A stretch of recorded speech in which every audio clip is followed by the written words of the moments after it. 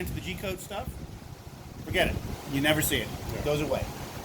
So I'll have you do this in a second, but I've changed the tool, but now I need to touch the tool off.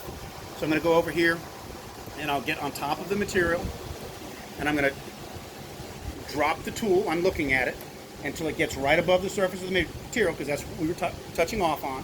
And then I'll pull the mirror and do it. The mirror has conductivity in it, and then when it senses that the bit touches it, it stops, and then we'll adjust the program for that tool length. So I leave this on the rabbit to go fast, because slow, if I go down, well, that's slow, but when I hit Z0, that's really slow. So I bring it with the rabbit down until it's 1/4 of an inch away. And then I stop. And I don't know if you can see the reflection in there. And then I hit Z0, and this is going to go really slow.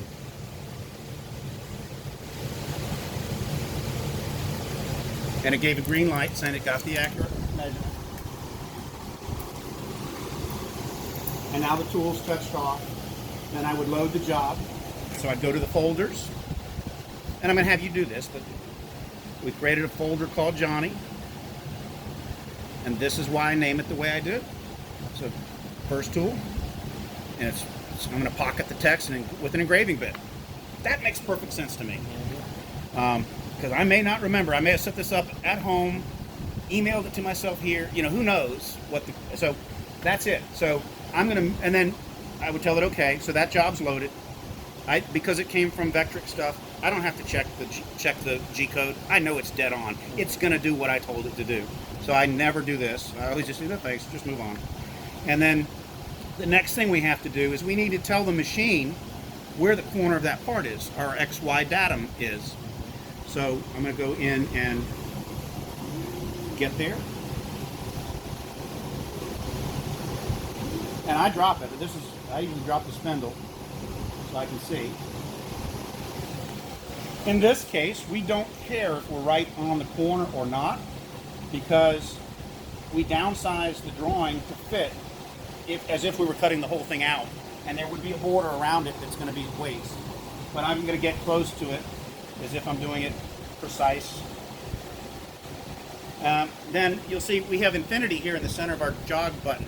If I tap that again, now every time I touch it, it'll move 10 millimeters. Now 1 millimeter. Now 0.1 millimeter. Now 0.01. So I can get pretty darn precise, past the point of visually being able to do it. So I'm going to move it back. I have it on slow now.